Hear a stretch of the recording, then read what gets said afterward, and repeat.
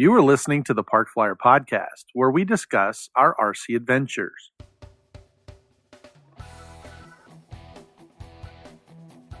Welcome to the Park Flyer Podcast, where we discuss the ups and downs of the new RC Flyer. Join your hosts, Michael and Jay, as they take flight at the park. Now on with the show.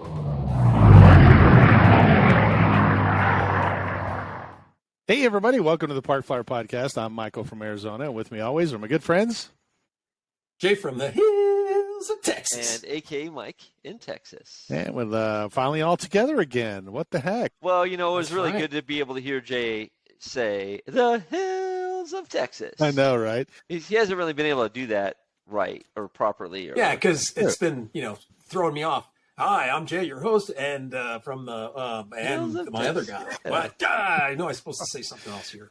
Yeah, it's a little bit different when you kind of have to run the hosting part, as opposed to just being a co-host. So but I think you guys did a really good job. So kudos. Thanks. Yeah. So all right. Well, before we get started, how about a word from our sponsors?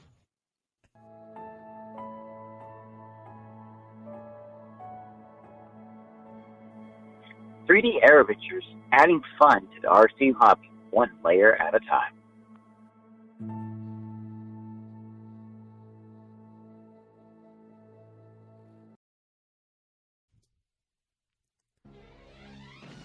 Feeling weak and powerless? Sounds to me like you need A-Power batteries. When someone needs the best, they always choose the A-Team. A-Power batteries. Get on the web and get yours today.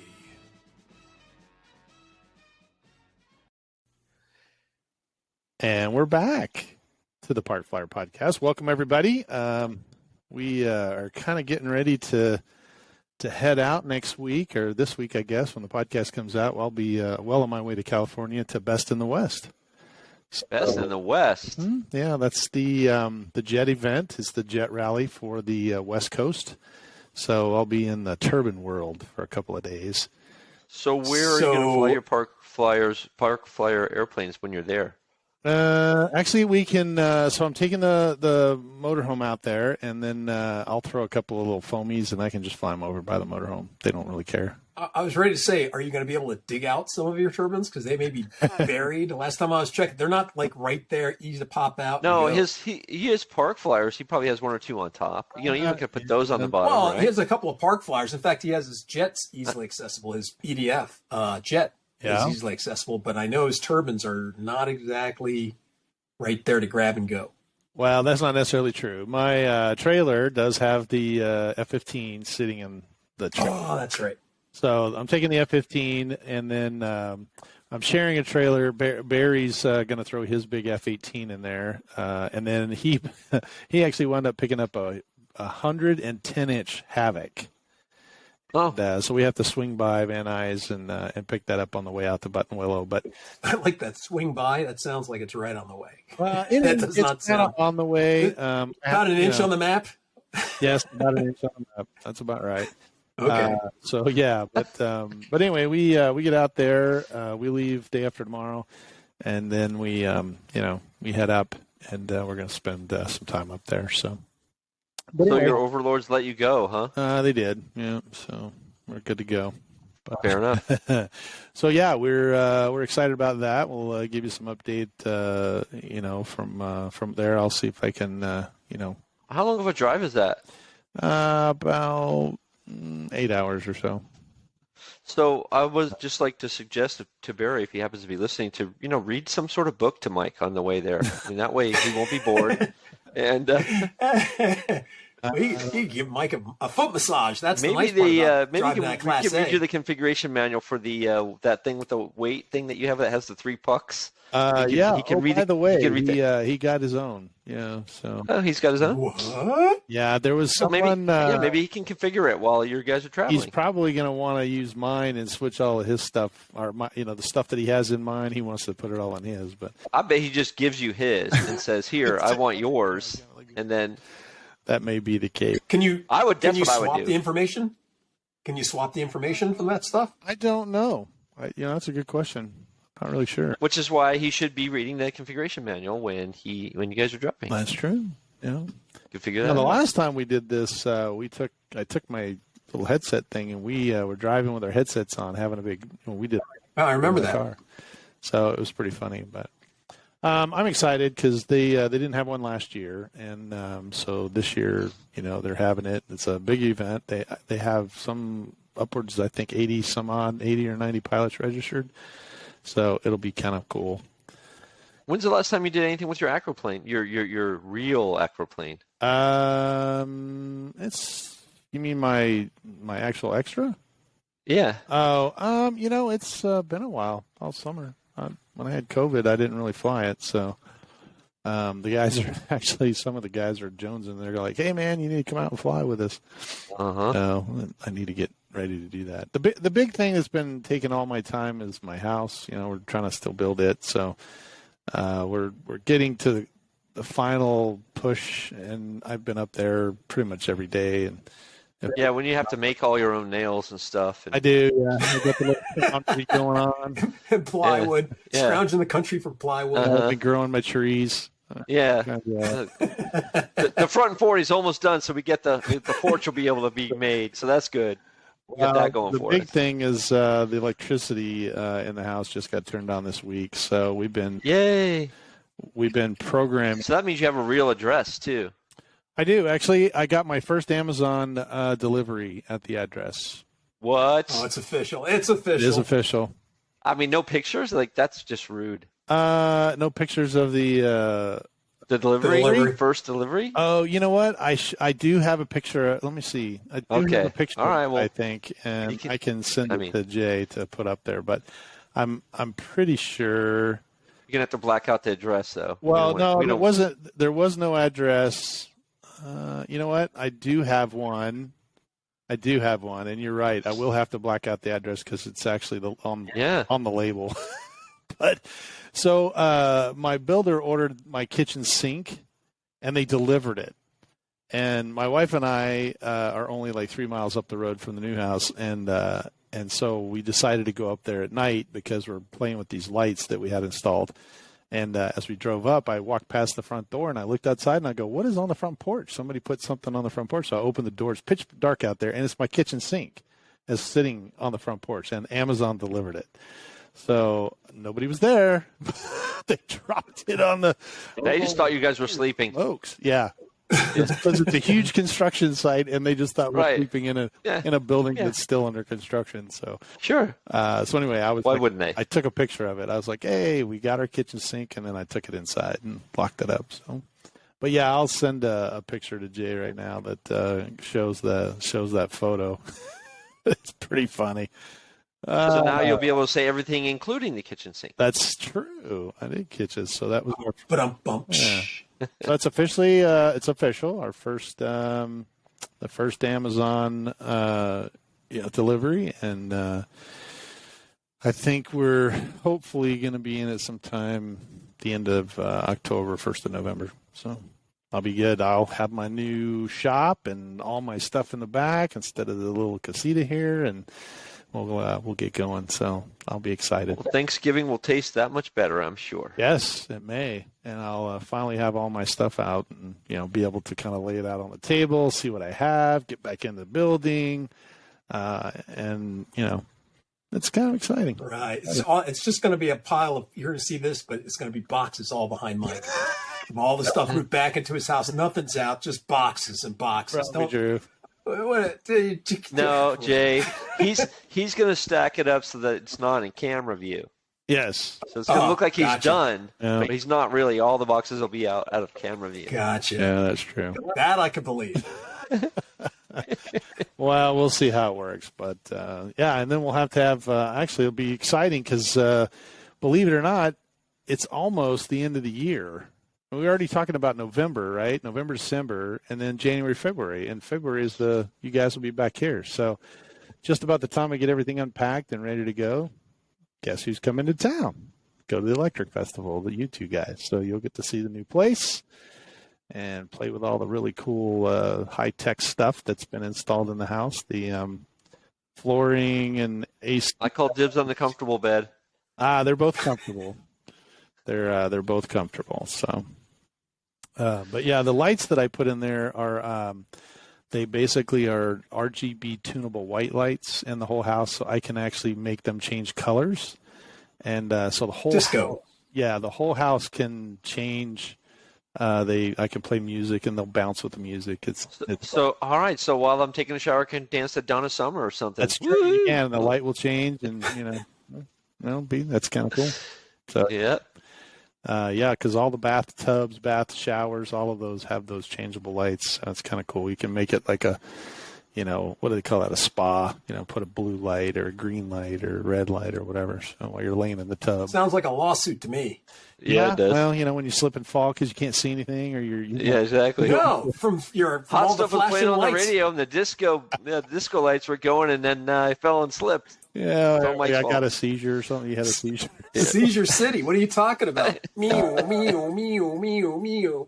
No doubt. Well, it's funny that you bring up the word lawsuit because some.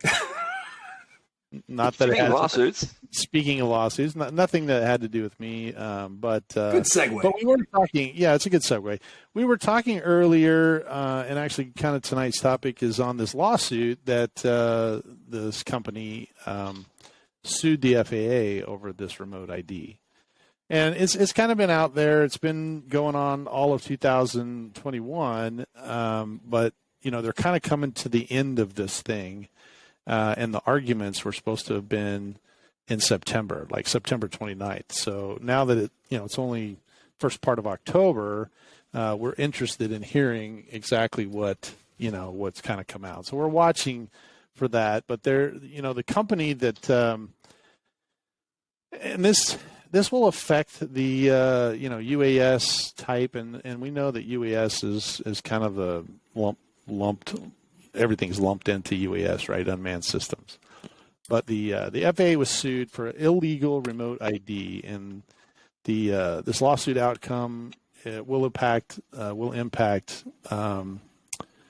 UAS policy, UTM, and UAS integration. So the company's name is Race Day Quads, and they actually, believe it or not, back in April of 2021, they sued the FAA saying that they basically have violated several of the amendments, and that certain things are already considered unconstitutional, and the FAA just kind of broadened it up and said, "Here you go." So anyway, I thought I'd throw that out there today because I know we'd been talking about it earlier, and just a quick update. Race Day Quad sued the FAA in early April. They filed arguments on August 4th, 2021.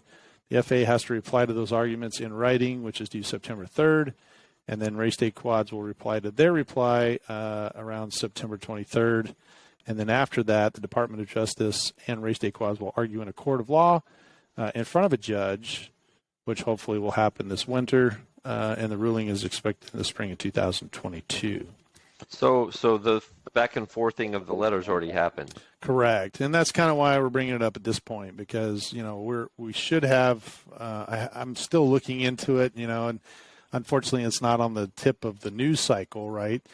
So you got to kind of dig through a lot of stuff, and I haven't really had too much luck digging through, live lawsuit, footage. But the outcome of the lawsuit will impact like I said, the UAS policy. UTM and UAS integration of the national airspace. We're looking for those updates as the lawsuit kind of comes down. But if you don't know what the lawsuit's about, the argument alleges that tracking and recording GPS violates the Fourth Amendment. Fourth Amendment. Mm-hmm. And then the lawsuit cites Carpenter versus United States and asserts that remote ID is more intrusive than the technology already recognized as unconstitutional.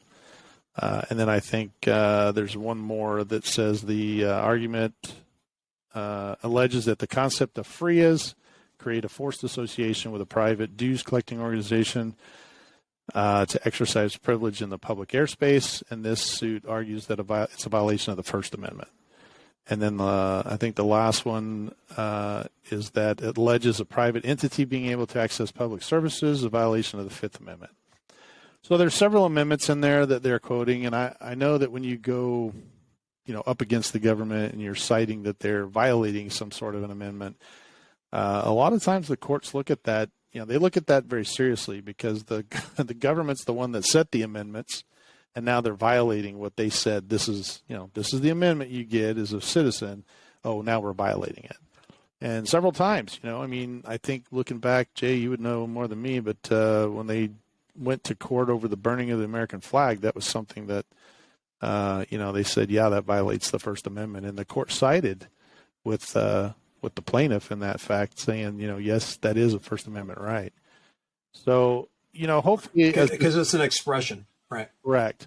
And so hopefully this, we're talking about this because the FAA is trying to regulate non-navigatable airspace, which is anything below, I think Mike and I were talking about earlier, anything below the tree line. So if you live in Massachusetts or Boston or somewhere and you're flying a quad or a park flyer and you're in your backyard and your trees are 75 feet tall all the way around your property and you're flying inside those trees, how is that navigatable? How does the FAA actually even have the ability to say you cannot fly in this space, right? And then on top of that, we want to know, so you have to have GPS reporting capability while you're flying in your backyard. Oh, and by the way, you cannot submit your backyard as a flyable space and create a FRIA in your backyard. They don't allow that. Even if you have 10 acres. I could have 100 acres and it wouldn't matter. Unless I created a club or whatever, in Jay's case. Right. Ridiculous. So it's one of those things that, it is somewhat ridiculous. But it's interesting because this lawsuit will definitely take, a little bit of time, and hopefully we'll hear something. But I'm hoping that eventually they will prevail, and then all this kind of rigmarole will go away because we still don't have remote ID technology as of this moment of this recording. Right. Anyway. Why not ADBES? ASB or ADS? Whatever. Yeah. Once again, that technology is out there for real airplanes, but that technology is about 3 times the size of my airplane. So, my foamy, I can't put that particular unit on my foamy. It has to have a GPS antenna. It has to have a WAAS antenna. It has to have all this stuff that pretty much weighs more than the 55 or 65 grams, that my foam park flyer has. So it's just kind of very difficult. But I do know. What's that?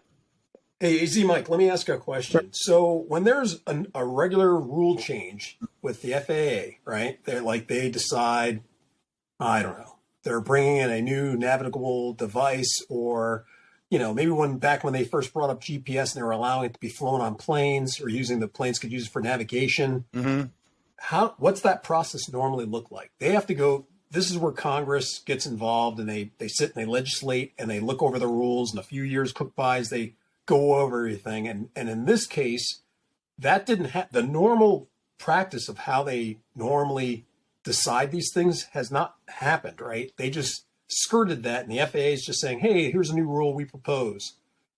And it's never gone through the proper lawmakers is what it just seems to me. Is that what's happening here? So you're talking about 2 different sides of the coin, right? The one side that you brought up at the very beginning is GPS navigation. And so the FAA set aside basically in their Airman's Information Manual and said, okay, look, this is our navigation section and this is what's available to navigate. Back in the day, it was some guy with a flashlight, right? And then in today's world, then it jumped to what they call a LORAN, which was ground-based stations that were giving lat long, then a VOR and then GPS. So technology changes, but what the FAA says is that this is navigation, right? So Congress has set aside the ability for the FAA to say what is legal navigation, okay? They don't have to go to Congress for that, because the technology and the way that we navigate aircraft has just been upgraded. So the rules are still the same. The airspace rules are the same, right? And then they several years ago, many years ago, actually, not several, but many years ago, they reclassified the airspace that you could fly in, and they gave it different numbers. Instead of being all these weird acronyms, they made it basically A, B, C, D, E, F, G, right? So they kind of went down the alphabet and said, okay, A space is anything above 18,000. B is in the class Bravo, that's Phoenix or Dallas or New York or somewhere, Chicago. And then, they kind of narrowed it down to these little spots. They just changed the nomenclature. They had already been approved for all of that stuff. It was still in the Airman's Information Manual, but they did not, have to go to Congress and say, hey, can you help us pass this new legislation, right? Well, and having just learned about airspace, you make it sound so simple. Mm-hmm. It really isn't that simple. Well, it is for you. It is for you because you fly it every day. But I mean, it's not that simple. There's a lot of exceptions. It's cranky. It's very cranky. It can be cranky if you're not used to it. But trust me, Mike, if I sat down with you for 5 minutes, I could. Oh, I know. I know you could. How to basically navigate yourself through from G to A. And sure. I wrote it down and said, okay, remember it this way, because I teach, new students to do that as well. Sure. And so they have to remember that, and it's just an easy way to remember it. And once they kind of get used to why it is, then it makes more sense, to go from G to A. But you are correct. For someone that's not used to it or doesn't understand that navigational airspace or the difference in types of airspace, it can be a little cluttered. So if you just opened the book and started reading, Bravo, Charlie, what is this Delta space? What's Echo space? What's Alpha space? And what are the requirements to be in there? It is a little bit, kind of convoluted. So I just have a method to make it a little more simple if you started from the ground all the way up to the, 65,000. So, but to go to Jay's other point is that when you try to change when you try to add something to the rules that already exist, right? That's when you cross the line, because the FAA has a set of rules that basically I have a manual that I gave you, right? And it's called the Airman's Information Manual. Congress has approved all that and said, yep, we think that's great, right? Because they're the overseer of all of the government entities, just like if you're going to add tax code to the tax booklet. Exactly. You have to go to Congress and say, hey, we want to tax people on this, and so you have to go in and add it. So if they're going to make a change, and ADSB, to Mike's point, was one of those changes, because that's an air surveillance broadcast system. That's what ADSB stands for, and that was a new technology that they were bringing out that was supposedly going to make everything safer. And it took them basically about 5 years to implement and get Congress to sign off on this new technology that's coming in and how it's going to make everything safer. They did this whole, years worth of sending information out, promising. They made all these promises that Congress said, okay, if we agree to this, you're not going to punish anybody for it. You're not going to do this. You're not going to do that. You're not going to do that. And they said, no. This is all based on safety. What it's going to do is it's going to allow that guy to talk to this guy and this guy to talk to that guy and all of them to talk to me, and then we can talk to the FAA, can monitor all of it, and we can see where everybody's at. It's cool.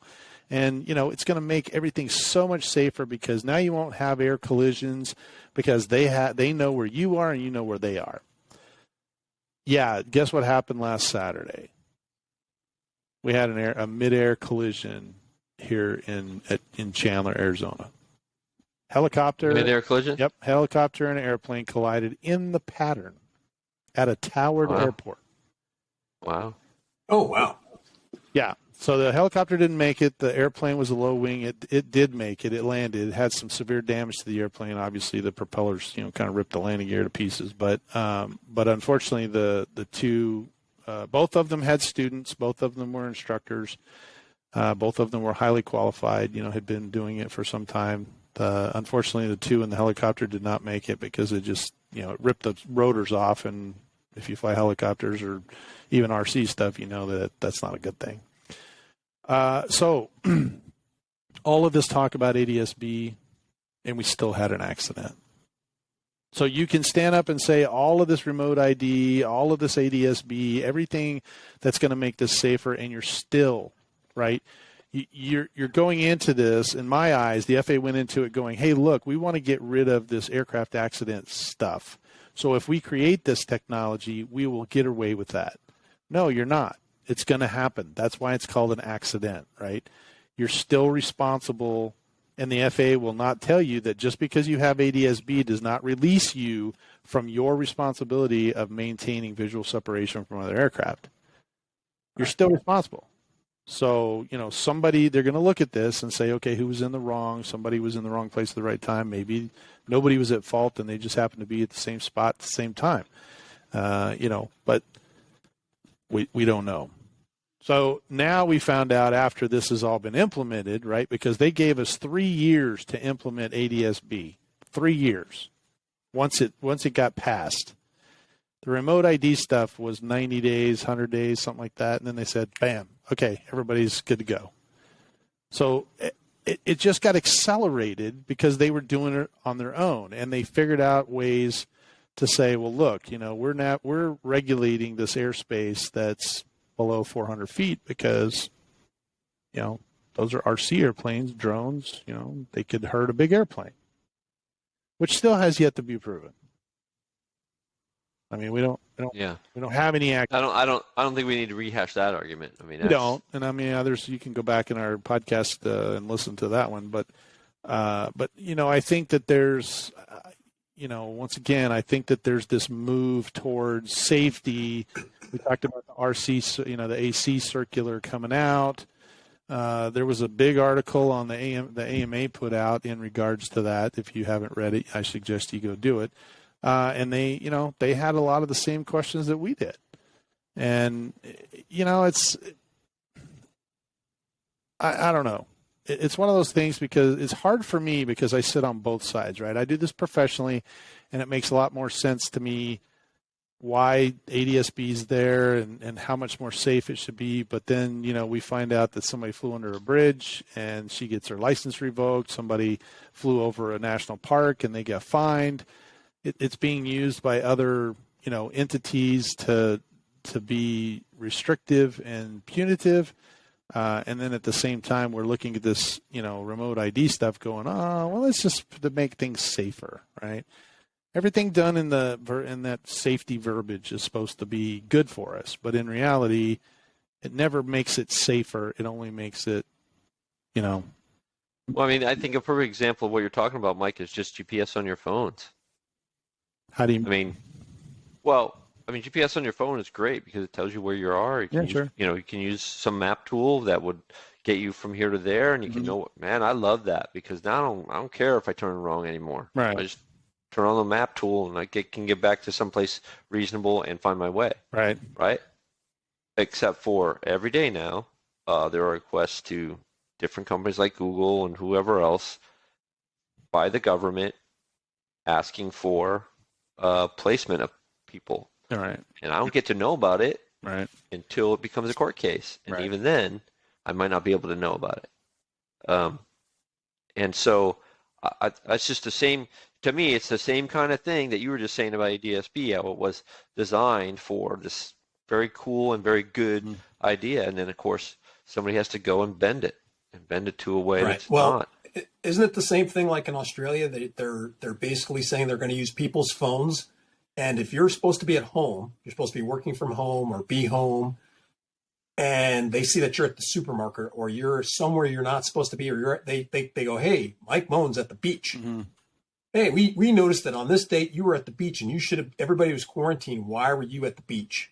Right. And they're using it as a tool for safety, everybody's safety, because of you can get the COVIDs if you go outside and you're around people, or you're, hey, we saw that you were around 35 people on this street corner because we noticed the other 35 people, and we're going to bring a lawsuit against you folks. But it's all in the thing of safety in order to keep the numbers down. And so I've heard about them doing stuff like that. I've heard about them also using it to, now you're supposed to keep your records on your phone so that they can access them if you want to go to the store. Let's say you want to go to the pharmacy or go to the HEB or wherever, and before you can go in the store, they can scan your phone and see if you've had your records, or if they can see if you've been to the hospital to get your shots or wherever. To me, that's, great. It sounds great to be safe, but to me that's just a massive invasion of your privacy, because your phone's just giving this information And aside out. from all the different things that we're talking about, the thing that I bring this back around to is I've got to spend all this mental capacity talking about what the government should or shouldn't do, and I just want to fly my plane. Right. I don't care 2 cents about what they think or whatever. Right. Really. I mean, right. When it gets right down to it, I just want to fly my plane. And frankly, it makes it harder to want to go out, knowing that there's going to be somebody like you or me is going to be out there watching me to make sure I'm following these rules that they've created that we don't even know are legal at this point. And so now I'm being watched by people. Well, do you have your AMA number on your plane? No. Well, aren't you supposed to? Maybe. I think so, but I didn't put it on there. Well, who's the airplane police? Are you the airplane police? Right. I mean, are you? Well, I get what you're saying, and for me, the problem is that we were just at my wife and I had a birthday party for a 5-year-old friend of the family, and we went to the store, obviously, and we were looking for gifts for a 5-year-old, and so we're on naturally I gravitated to the RC side, and I'm looking at monster trucks and little air hog, airplanes, and sure enough, they had about a 22 size helicopter sitting right there on the shelf. Wow. And of course I'm not buying that for a 5-year-old, but I pointed to my wife and I went, this here entails, is the problem that we're running into, because how many of the people in that store are familiar as we are of what's going on? Zero. Yeah, that's zero. Agreed. Maybe they are. Maybe they heard it somewhere down the line. But what's going to happen is Grandma and Grandpa, who are not privy to this information, are going to come in there at the birthday party and go, man, that's a really good thing for Johnny. Little Johnny would love this thing. And they're going to pull it off, and they're going to go spend $59, and they're going to put it through the register, and he's going to go home, and he's going to fire the thing up, and he's going to fly it around in his front yard, right? And by doing that, he's violating federal rules. Yeah. You. Right. And so now, just as the guy does it, right, the police comes by and whoever that may be, right, local law enforcement or some sort of a person assigned by the FAA to be the police, whatever you want to call that guy, the drone police. And, because they could do that, right? They could create an arm of the FAA that is an enforcement arm. They're not supposed to, but they could. Or they could, solicit some. Maybe the music group, the police, will come and do it. Could be. And now, Grandma and Grandpa had no idea. They didn't really look into it. They just bought it as a gift, and it's on the shelf there. Now his dad's in federal prison because he's facing federal charges. Federal charges at least. Charges at least. So it was and who knows what his contract to his employer says? Yeah, that's true. How that might impact him as well.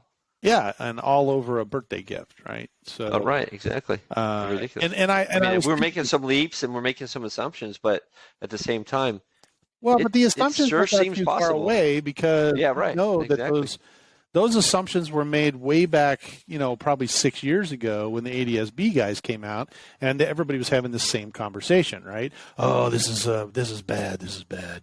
The FAA is going to use this as a enforcement arm. No. This is new technology, and you had both sides of the coin, right? You had all these younger guys that were like, "Oh, this is going to be the greatest thing ever," and these flight schools that were like, "Oh my gosh, now we're not going to have to worry about, this really packed tight airspace." As a result, here we are a year. I think you had to have it in 2020, right? In December of 2019, your airplane had to have it. So you could not fly January 1 of 2020 if you didn't have ADS-B. We are only 1 year from that date, actually almost 2 years from that date, and we're already finding enforcement action based on this technology. So I'm the I'm the positive side, meaning that, yeah, there's probably some good that's going to come out of it, because there has been really important changes, and in the real airline or in the aircraft world, it is really cool to be able to see everybody else where they are. But at the same time, we actually questioned whether this was going to happen, and now here it is.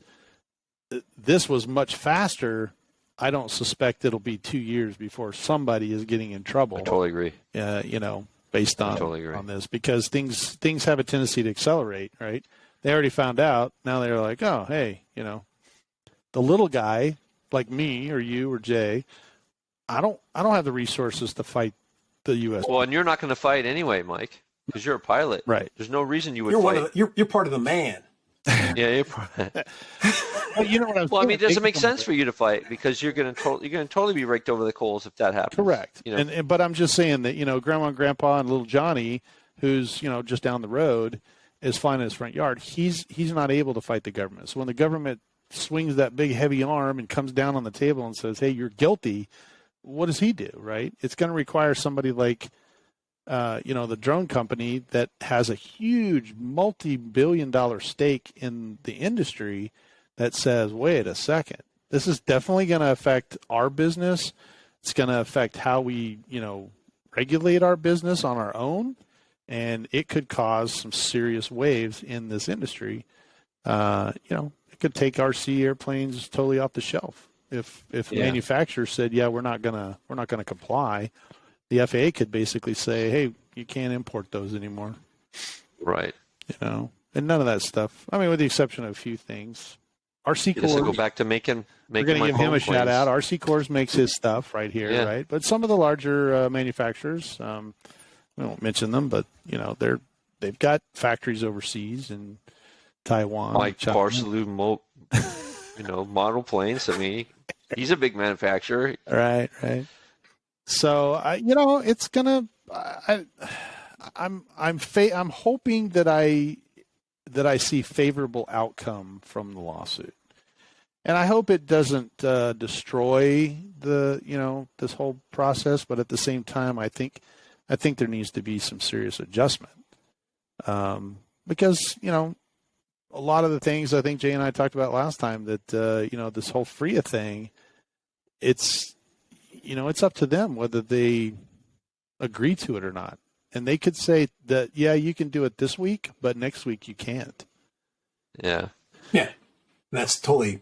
Well, it's always in little increments, right? Mm-hmm. You don't boil a frog by sticking him in hot water, right? Nope. Turn up the water. Yep. Yeah. Right? Put him in a cold water bucket and turn up the heat. So yeah, he'll swim around thinking he's in a jacuzzi for a while. So look at all the bubbles. Yeah, look at all the bubbles. Exactly. But, I don't know. I think that ultimately, I want to be optimistic that ultimately this will work itself out. I really do. Well, I want to be optimistic too. But my fear, I just find that it's really hard to be in this environment. And my fear is that, I look at my shop. I mean, I'm literally building a new house just so I could have a bigger shop for RC stuff. And I look at all the people. That's the only reason. There's no other reason at all. I'm just using that as a crutch, right? I got it. Because I'm excited about it. But I mean, we won't tell your wife about that. But that's the only reason that she got that new house. Is right. Thanks. Okay. No, there were several reasons, but I look at Jay. You can see in the background of Jay's house, between the two of us or three of us, I mean, we've got quite a substantial amount of money tied up in the RC world, and I hate for someone to just be able to go, it's like gone tomorrow. Sorry. And then what's your stuff worth, right? Who's going to buy it? Right now you can buy and sell stuff and trade stuff and, give it away or do whatever, and it'll all be gone. It'll literally be, in my case, oodles and goodles of money thrown in the. I don't really have to worry about that. I don't think for the paramotor stuff, because I've talked to a bunch of people. You go through life and you meet people, and sure. You talk about hobbies, and paramotor comes up, and a good many of them just sort of opt out. I'd never do that. Like, I hear that probably 7 out of 10 times. I could never do that. Yeah. I would never do it. but there's still significant numbers. It's like, that sounds interesting. And then one or two is like, yeah, where do I sign up? I mean, do you have the paperwork, or do I have to go get somebody else to get it? And so I guess, we have a lot of people in America, at least, and I'm sure that other countries do this as well. That makes sense. It might become a bigger set of people, but in the end, I think that it's just like regular GA airplanes. You don't have a lot of people because it takes money, a good amount of money, for that particular hobby to be a hobby. Like, well, that's true. You got to have a couple $100,000 just to step into that space, right? And that's why I think it filters down, right? I mean, if we had, over a 31-year career, if I had $1 for every time somebody that I was in the cockpit with said, "Oh man, I love RC stuff. I learned that when I was a kid. That's what made me become a pilot." And I mean, I could have retired by now, because it would have been a lot of dollars. Right.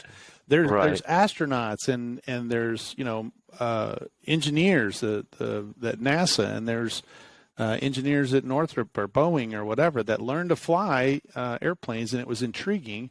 We actually have a high school here called EVIT. It's engineering something and technology school, but anyway, it's a high school that's dedicated to specific technological entities, and RC flying is one of them.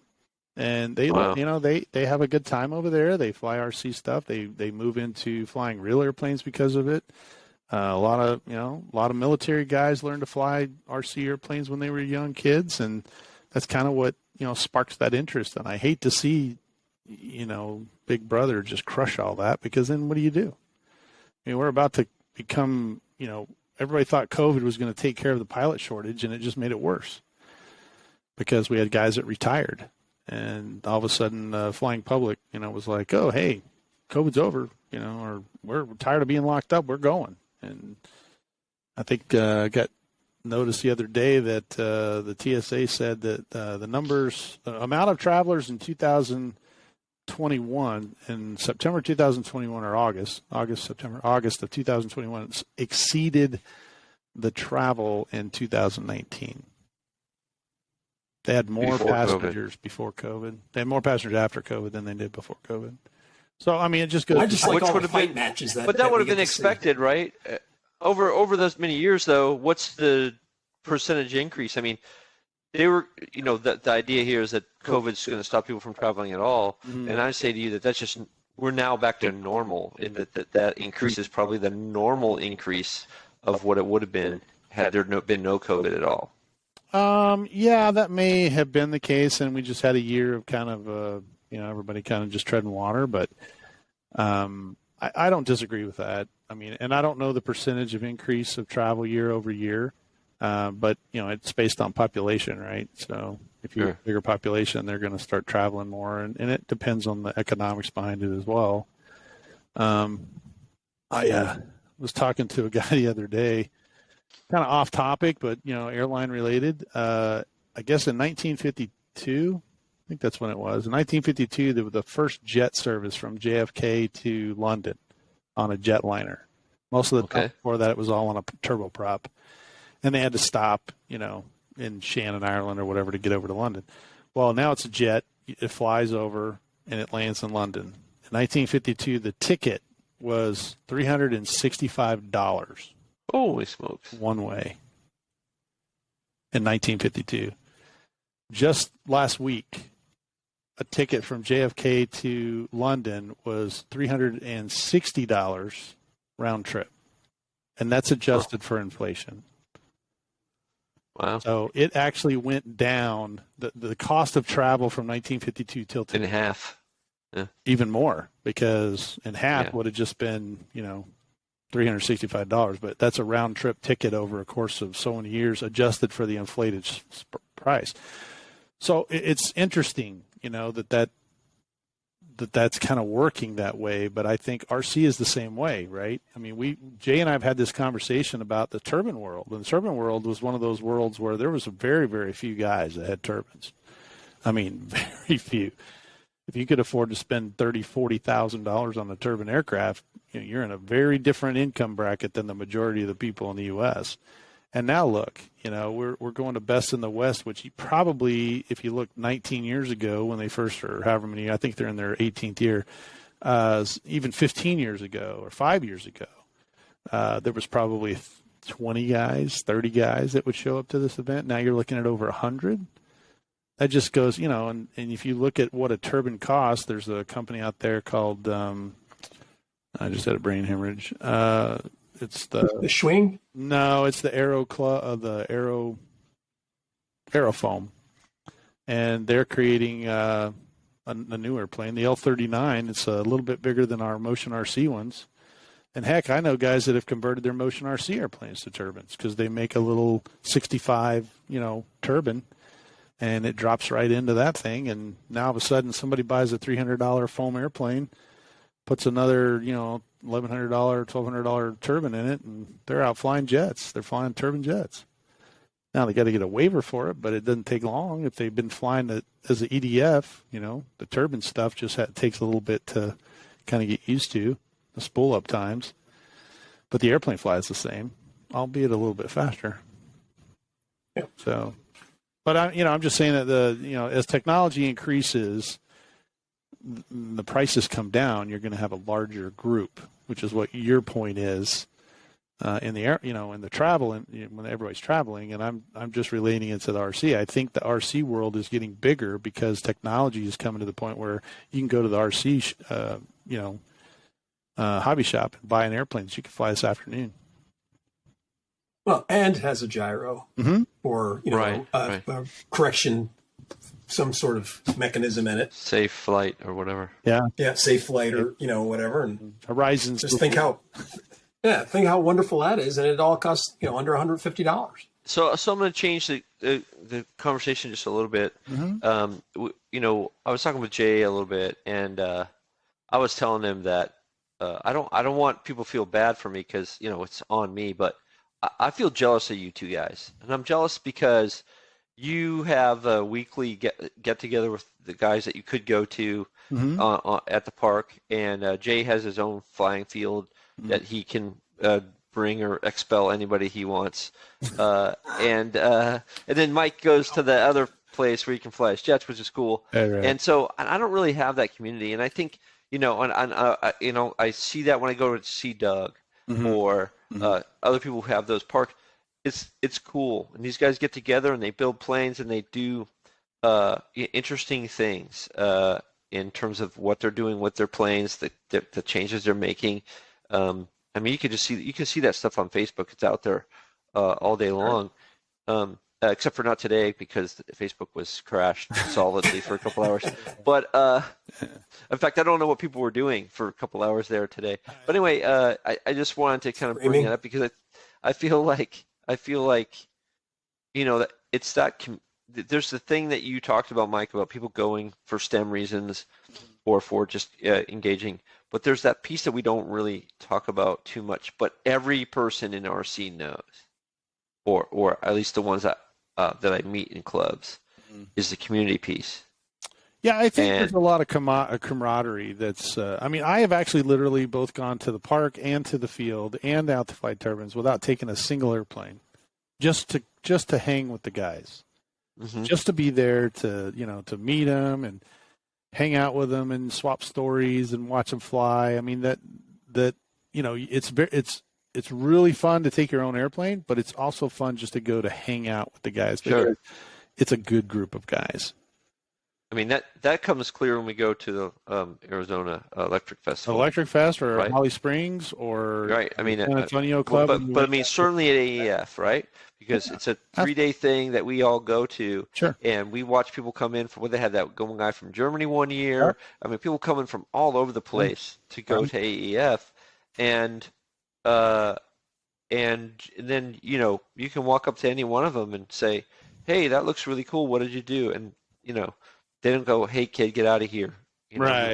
Yeah, you don't even hear that. Almost right? every one of them, every one of them. You might hear, hey, kid, don't step on that. Right. But please don't sit on it. Try to ride it, Yeah. I know it's big, but don't try to ride it. Yeah, exactly. But at the same time, almost every one of them to a T would just as soon open the guts up for you and show you everything inside. What he did, how he did it, why, what he used for glue, how many times he's crashed it, whatever, all that stuff, right? And I think that's with every part of the hobby too, right? I mean, we've had Scott was agreed. on, talking even 3D printing, right? You get 3D Aero Ventures doing their stuff, and he's been real open about what he did and how he did it, and really sharing some of the things that he's doing. He's done a great job of building the designs that he's done. I think just a lot of awesome stuff comes out of it, and even you see some of the organizations talk about paramotoring and stuff like that, just flight in general. But again, I just want to focus on community piece of it. Right. So all this stuff we've been talking about not only impacts the hobby from a standpoint of can I do it, but from a standpoint of, hey, you're breaking communities too. Yeah, I can see that. That's a good point. That is a good point. Yeah. And maybe that'll come out in the lawsuit, because that's one of the things that the drone company had brought up is that, they do a lot of televised, that the drone racing world has gotten it's a sport. Huge. You're right. Yeah. It's a sport. It's on ESPN. It's on several. In fact, I wouldn't be surprised if we don't see it in the Olympics in the next 4 or 8. I'm serious about that. I totally understand that. You're right. Because I have sat behind the goggles to try to watch these guys fly. Yeah. It does take a certain skill to be able to do that stuff. Well, didn't they put rock climbing in this year's Olympics? Wasn't that a sport? That's possible. Yeah, I don't know. And rock climbing was a sport, right? That wasn't like an Olympic sport. That was just a regular sport. But then they did that speed climb, and they did all this other stuff. So I don't disregard the fact that could be an Olympic event at some point in the future. Sure. So.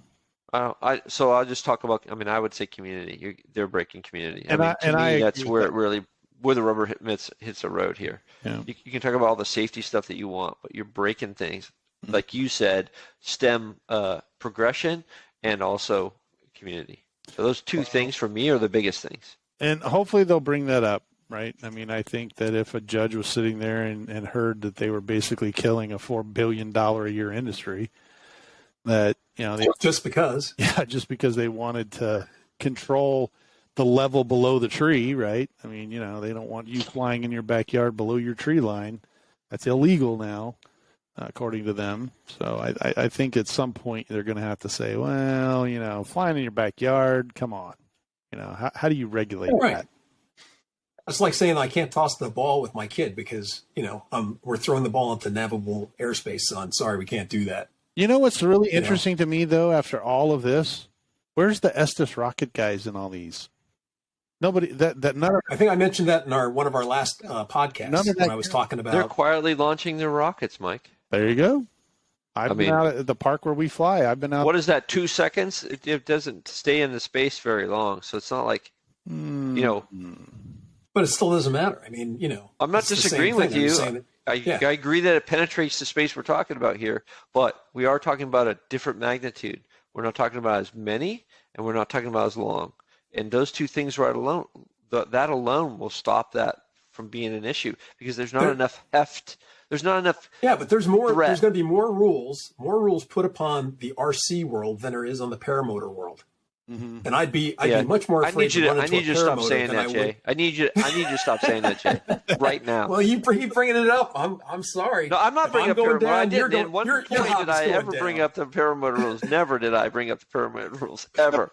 Because there are no rules. That's what I love about your hobby. There are no rules. Well, how can you don't love it? Strap your lawnmower in your back and you grab your sheet. You just jump off a cliff. I love it. That's what you guys want to do. Knock yourselves out.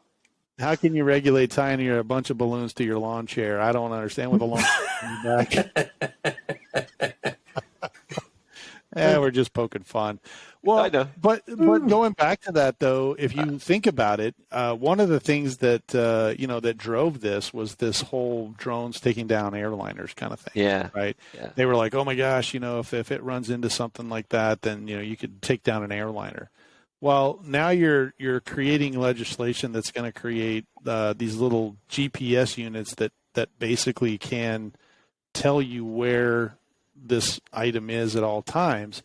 how hard is it once that technology comes out to now change it to where it can track, right? GPS track another item, because we're already to that point with ADS-B. I mean, literally, if my airplane's over here and there's an ADS-B over here, I can track it. I can fly right to the guy. So if I have that technology, how hard is it now to put it in an Estes rocket where if somebody's up there, I can launch that thing from my backyard and it can track, which is no different than a missile coming off of a rail, Yeah. you know, in a military. And I can pack it full of, you know, whatever I want. So I guess my point is that if you're going to tell me that you can pack a C4 on a quad and land it on, you know, an airplane wing and blow the airplane up or whatever the case may be. You know, where's your Mythbusters when you need them? I mean, those guys, they would probably figure out a way to buy a jet airliner and then try to drive a drone into it just to see what would happen, you know? Yeah, because they wound up with a 747 blowing cars off the road, right? They did that. So I'm sure they could probably I'm familiar with that. My brother was running the airport when that happened. Yeah. And actually, I think there's a video on one of our last podcasts, or at least we talked about the video where they flew that, or maybe it was on our Facebook page, where some company flew a drone into an airplane. Don't you remember that, Jay? No, I don't remember it. Something I remember. Maybe I remembered, or I sent it to you guys. Just so they actually had an airplane that was sitting still. I think the engines were turning on it maybe, and they actually flew a quad into the side of the airplane to see how much damage it would do. But well, I mean, I think the damage it could do would be to the turbine, right? I mean, because if it gets into the intake, you think it would just spit it back out? Well, wouldn't hurt any fins? It would shred it like a meat. Yeah, but it wouldn't hurt any of the fins? You don't think it would ruin any of the fins? No, it would hurt the fins, but it's no different than taking a brown Pelican through the same motor. I mean, I heard all the blades in that thing too, but the airplane didn't come down. It still flew, and I still landed, and smelled like chicken. But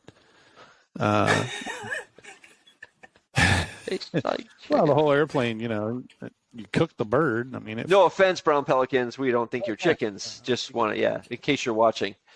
But I'm just saying that I sucked one right through a motor, and you look at how good old Larry was done with with Sully's airplane going into the Hudson there, and he sucked down a whole flock of geese, and it did do a lot of damage. The airplanes were still the engines were still turning; they just weren't producing enough thrust to keep the airplane airborne. So I think it would take a lot more. I mean, I've hit a ton of birds in my career, not purposefully, but it just happens that's part of the dangers of flying airplanes. Is that you kind of hit birds, and I've hit birds come through birds, and I've hit big birds. I think we should put ADS-B on all birds. Yeah, that would be helpful. 10 billion. Good luck with that. Yeah. Well, there's a lot of research with the what they call it, the chicken cannon or. Mm-hmm. Yeah, that's true. I remember when I was working my safety job, there was, we had nothing but videos and all sorts of research on, the different angles the birds were hitting them at, chickens, turkeys, frozen chickens, turkeys. They were firing up different planes, different parts of the plane, into the windshields, everything. Right. Just to see the kind of damage that they would do. So as long as my plane isn't as heavy as a chicken, I should be good to go. Should be. That's awesome. That puts it well, good yeah, up there. it can be 28-pound turkey. One. It could be. Yeah. You never know. I mean, it's one of those things that I think there needs to be more research done. I think there needs to be, some logic put behind this, and maybe we're the ones that do it. Maybe it's the lawsuits the one to do it. If you get a judge involved, maybe they'll start listening. But we'll have to just keep an eye on it. And unfortunately, that's just the way it goes. So, which one? Just the industry, the way it's growing. This eye or this eye? Oh, I see. Which eye do you want me to keep an eye on? Which one? Yeah. I got you. Well, unfortunately, our hour is up. Anytime we get talking about something controversial, it always seems like the time just zips by. But I do appreciate your input. And if you have a different input, or if you have a different take on it, then jump on our Facebook listeners group at Parkfire. Hopefully, it'll be working.